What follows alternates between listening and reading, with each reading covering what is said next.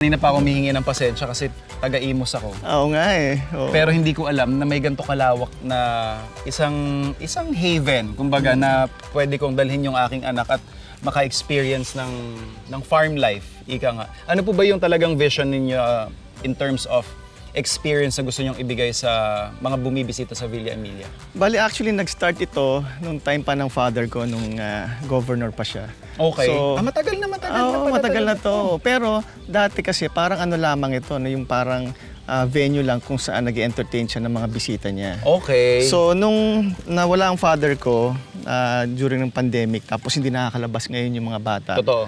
Yeah. Okay. Sabi ko, i-develop ko yung portion para lamang sa family. Okay. Okay. Kaya ang initial na concept ko, parang ano siya, parang farmhouse. Opo. Tapos pwede mag-camping. So pag nakita mo yung setup namin, lahat ng kailangan mo for camping, pupunta ka lamang dito, ma-avail mo na lahat. Provided nyo na rin Yes, po ito. provided lahat yan. Pati Oh, yung that's cooking, pati yung tent, pati yung mga canopy, yung mga chairs, everything.